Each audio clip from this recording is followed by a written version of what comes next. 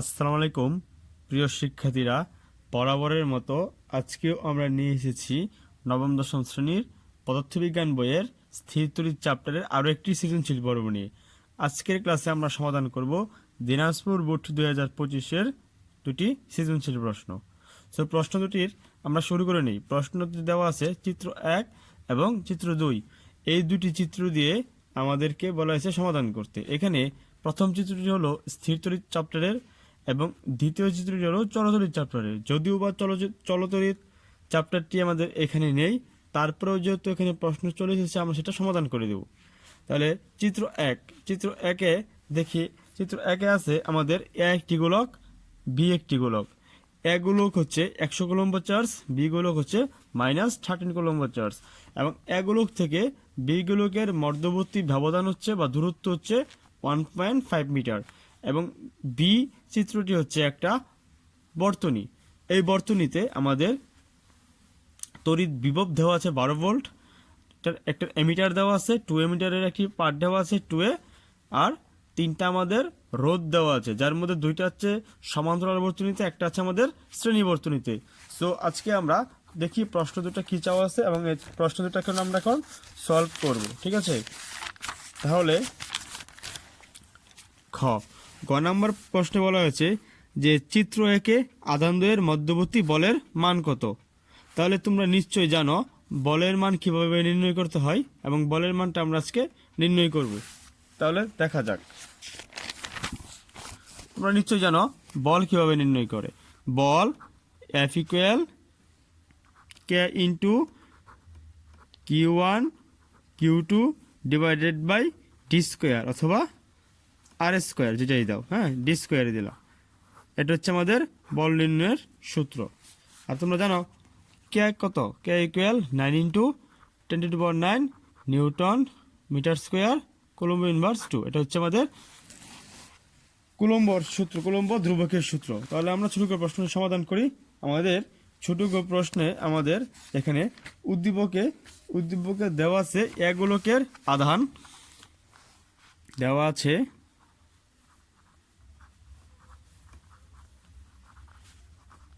এ গোলকের চার্জ, হ্যাঁ, এগুলোকের চার্জ বা আধান। চার্জের বাংলা রূপ হচ্ছে আধান, আর ইংলিশে হচ্ছে চার্জ। তাহলে চার্জ Q1 = +100 কুলম্ব, আর বি গোলকের চার্জ Q2 = -13 কুলম্ব, এবং এ ও বি গোলকের মধ্যবর্তী দূরত্ব d হচ্ছে আমাদের প্রশ্ন দেওয়া আছে 1.5 মিটার। আমাদেরকে বলা হয়েছে মধ্যবর্তী বলের মান কত। তাহলে মধ্যবর্তী বল মান বের করতে হলে আমাদের এই তিনটে পাশাপাশি আমাদেরকে আরও একটি জিনিস আমাদের মনে রাখতে হবে, সেটা হচ্ছে আমাদের কুলম্ব ধ্রুবক। তাহলে কুলম্ব ধ্রুবক K = 9 × 10⁹ newton metre square coulomb inverse 2। এবং আমাদের প্রশ্ন জানতে বলেছিল বলের মান কত, মধ্যবর্তী বলের মান কত। তাহলে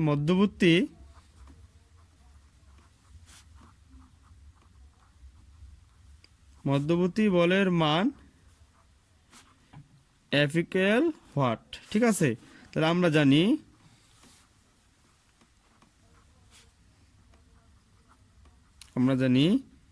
F =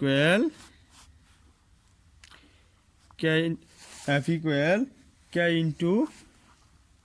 Q1 Q2 / t²। K এর মান হচ্ছে 9 × 10⁹ ইন্টু Q1 হচ্ছে +100, Q2 হচ্ছে -30, আর দূরত্ব হচ্ছে আমাদের 1.5 হোল স্কোয়ার। সো এটাকে যদি আমরা ক্যালকুলেশন করে দেই তাহলে আমরা বলের মানটা পেয়ে যাব। ঠিক আছে, তাহলে আমরা ক্যালকুলেশন শুরু করি। ক্যালকুলেশন হচ্ছে 9 × 10⁹ ইন্টু উপর হচ্ছে আমাদের 100 ইন্টু -30 আর নিচে হচ্ছে আমাদের 1.5 হোল স্কোয়ার। তাহলে আমরা আবার চেষ্টা করি, আমাদের একটু ক্যালকুলেশন মিস্টেক হয়েছে। 9 ইন্টু 10⁹9 ভাগ 100 ইন্টু -9 ইন্টু 10⁹9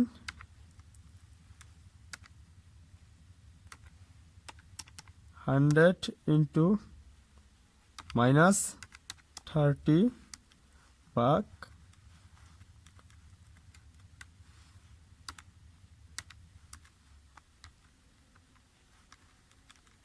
একটু ওয়েট, তোমরা দেখো ক্যালকুলেশনটা কীভাবে করছি আমি। 1.5 হোল স্কোয়ার, তাহলে এটার মানটা হচ্ছে আমাদের মাইনাস, ক্যালকুলেশনটা আমি করে দিচ্ছি। এটা ক্যালকুলেশন করলে আসে আমাদের -1.2 ইন্টু 10⁻13 নিউটন। যেহেতু আমাদের এখানে মাইনাস চিহ্ন আছে, সেহেতু আমাদের এটার আনসারটা মাইনাস হবে। আর দুটাই যদি আমাদের প্লাস থাকতো তাহলে এটার আমাদের উত্তরটা প্লাস আসতো। তাহলে এই বলটা হচ্ছে আমাদের আকর্ষণধর্মী বল, ঋণাত্মক আকর্ষণধর্মী বল, যেহেতু মাইনাস চিহ্ন আছে। এটাই হচ্ছে আমাদের ঘ নাম্বার প্রশ্নের সমাধান। তাহলে এবার আমরা ভরগ প্রশ্নের সমাধানটা একটু করে নেই, দেখি এখানে কি বলা হয়েছে। ঘ নম্বর প্রশ্ন, হ্যাঁ, ঘ নম্বর প্রশ্ন দেখি কি চেয়েছে। ঘ নম্বর প্রশ্ন চেয়েছে যে 2 নং চিত্রে এমিটারটি সঠিক পাঠ দিচ্ছে নাকি তা গাণিতিকভাবে বিশ্লেষণ করো। 2 নম্বর চিত্রে এমিটারটি সঠিক পাঠ দিচ্ছে কিনা দেখা যাক। 2 নম্বর চিত্রে আমাদের বলা হয়েছে এই যে একটা বর্তনী দেওয়া আছে, এই বর্তনীতে একটি 12 ভোল্টের একটি তড়িৎ বিভব দেওয়া আছে এবং 2 অ্যাম্পিয়ার একটা এমিটার দেওয়া আছে, আর আমাদের 3টা রোধ দেওয়া আছে, যার মধ্যে 2টা রোধ হচ্ছে আমাদের সমান্তরাল বর্তনীতে সমবায় সংযুক্ত এবং বাকি একটি রোধ হচ্ছে আমাদের শ্রেণী বর্তনীতে সমবায় সংযুক্ত। এখন আমরা এই মানগুলো ক্যালকুলেশন করে দেখব যে এমিটারের মানটা কি 2 পার্ট কি ঠিক আছে কিনা। ঠিক আছে, তাহলে আমরা প্রথমে কি করব, আমরা সমাধানটা করি। হ্যাঁ, তাহলে চিত্র 2 এর ক্ষেত্রে, চিত্র 2 এর ক্ষেত্রে, চিত্র আমরা একটু এই পেজে করি তো ভালো হবে।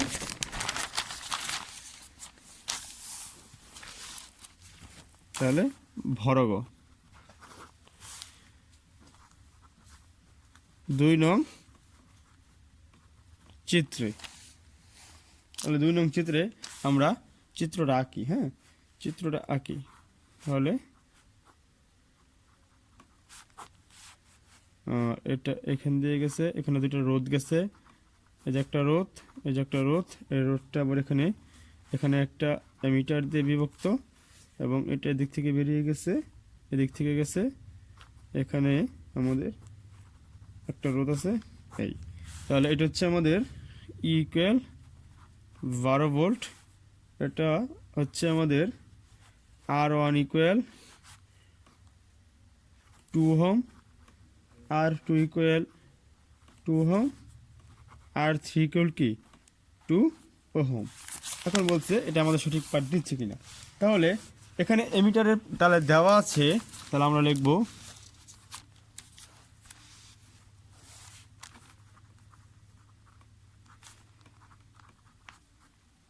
দেওয়া আছে এমিটারের পার্ট,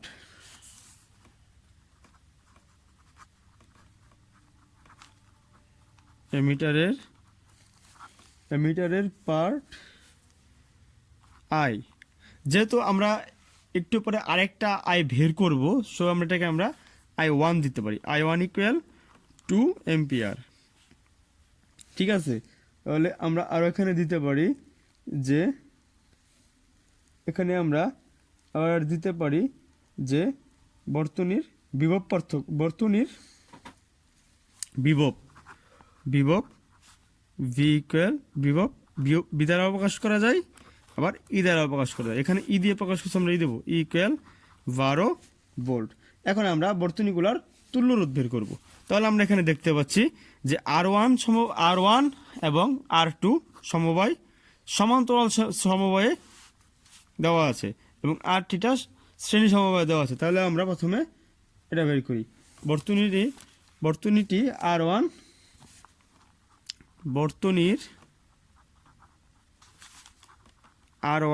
ও R2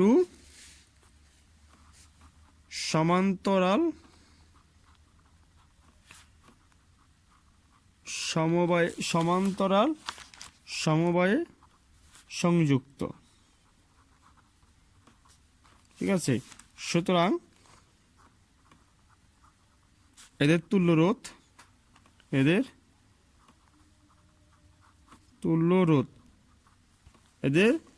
রোধ হচ্ছে 1/RP equal 1/R1 plus 1/R2। আরপিটাকে যদি রেখে দেই তাহলে R1/R1 প্লাস 1/R2 ইনভার্স। তাহলে 1/R1 হচ্ছে 2, 1/R1 হচ্ছে 2 ইনভার্স। তাহলে এখানে R1 এর মানটা আছে 1, লসাগু করে ইনভার্স করলে আমাদের মানটা আছে 1 ওহম। এবার দেখো শিক্ষার্থীরা, এখানে এইটুকু আমরা সমান্তরাল করলাম, এখন এটার সাথে আবার এইটুকু আমাদের শ্রেণী সমবায়ে সংযুক্ত। তাহলে আরপি ও R3 শ্রেণী সমবায়ে সংযুক্ত। সুতরাং এদের তুল্য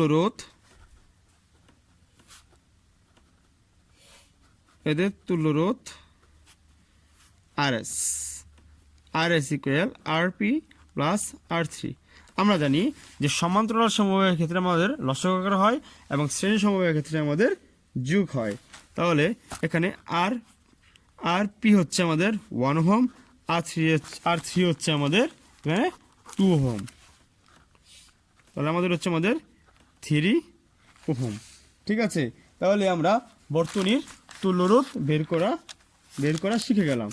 তাহলে এখন আমরা বর্তনীর তড়িৎ প্রবাহটা বের করব। তাহলে আমরা বর্তনীর এই ফুল বর্তনীর আমরা তড়িৎ প্রবাহটা বের করব।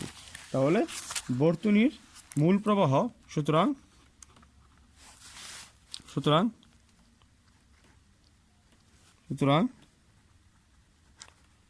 বর্তনীর মূল প্রবাহ, এটা যেহেতু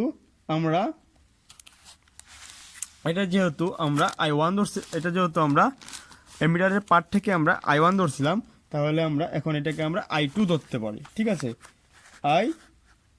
তাহলে এটাকে আমরা মূল প্রবাহ, তরণীর মূল প্রবাহকে আমরা বড় হাতের I দিয়ে প্রকাশ করলাম, I ইকুয়াল E/R বর্তনীর মূল প্রবাহ। ঠিক আছে, এখন আমরা এমিটার নিয়ে কাজ করছি না, এখন আমরা মূল প্রবাহটা নিয়ে কাজ করছি। আমরা প্রথমে এমিটারের পার্ট দেওয়া আছে, এটাকে আমরা I1 ধরেছি। এখন আমরা বর্তনীর মূল প্রবাহ মানে টোটাল প্রবাহটাকে আমরা I দ্বারা প্রকাশ করছি, এবং যখন আমরা এটা এমিটারের মধ্য দিয়ে তড়িৎ প্রবাহটা বের করবো তখন আমরা সেটাকে I2 বলে গণ্য করব। তাহলে বর্তনীর মূল প্রবাহ ইকুয়াল কি E/R, অর্থাৎ বর্তনীর টোটাল প্রবাহ ইকুয়াল টোটাল বিভব প্লাস টোটাল রোধ। যেহেতু এখানে আমি আগেই বলেছি বিভবকে ই দ্বারা প্রকাশ করা যায়, আবার বি দ্বারা প্রকাশ করা যায়। কোথাও ই দ্বারা প্রকাশ করে, কোথাও বি দ্বারা প্রকাশ করে। যেহেতু এখানে আমাদের উদ্দীপকে ই দ্বারা প্রকাশ করেছে, সুতরাং আমরা বিভবটাকে ই দ্বারাই প্রকাশ করছি। আর মানে কি? বর্তনীর তুল্য রোধ। যেহেতু এটা সর্বশেষ আমাদের শ্রেণী সমবায়ে সংযুক্ত, তাহলে লিখবো আমরা RS।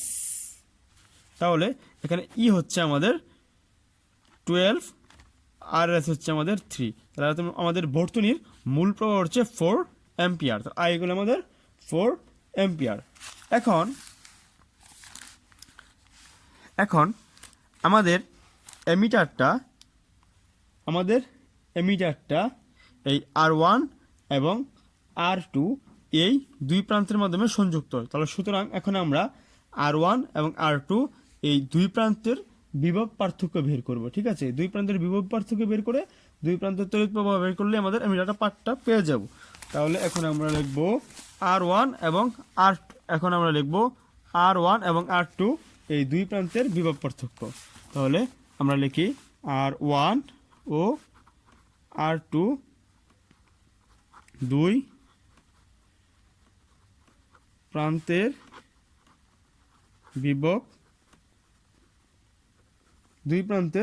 বিভব পার্থক্য।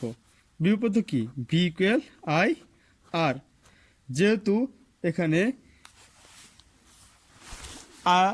R1 এবং R2 এই দুই প্রান্তের বিভব পার্থক্যটা বের করছি, আমরা জানি কি B ইকুয়াল কি I R। ঠিক আছে, B ইকুয়াল I R। আর যেহেতু এখানে R1 এবং R2 বর্তনী বের করছে এবং এই দুটো আমাদের সমান্তরাল বর্তনীতে ছিল, তাহলে এখন আমরা লিখব RP।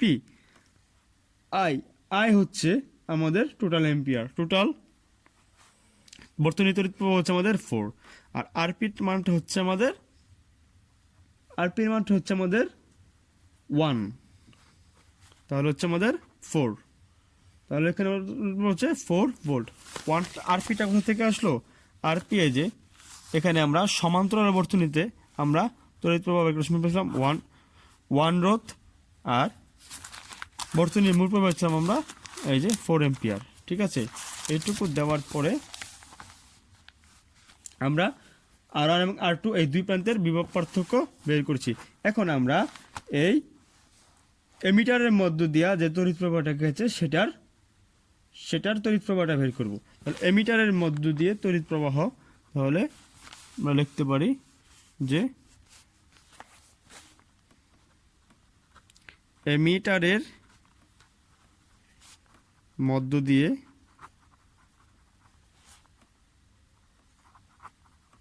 তড়িৎ প্রবাহ I2 ইকুয়াল V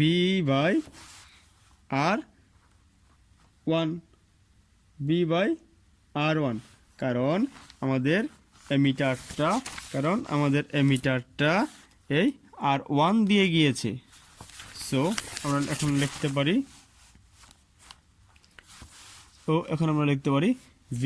V হচ্ছে আমাদের 4 ভোল্ট, R1 হচ্ছে আমাদের 2 এম্পিয়ার। তাহলে আমাদের আনসার হচ্ছে 2, তাহলে 2। আর আমাদের এমিটারের পার্ট ছিল I1 ইকুয়াল 2 ছিল, আর এখানেও I2 ইকুয়াল 2 এসেছে। তাহলে এই I1 সমান I2। সুতরাং 2 নং চিত্রের এমিটারটি সঠিক পাঠ দিচ্ছে। তাহলে আশা করছি শিক্ষার্থীরা আজকে আমাদের এই প্রশ্নটি তোমরা সুন্দরভাবে বুঝতে পেরেছো। সুতরাং আমাদের চ্যানেলের ভিডিওগুলি ভালো লাগলে তোমরা আমাদের সাবস্ক্রাইব করে এবং বেল আইকন বাজিয়ে দিয়ে তোমরা পাশে থাকবে। ধন্যবাদ সকলকে।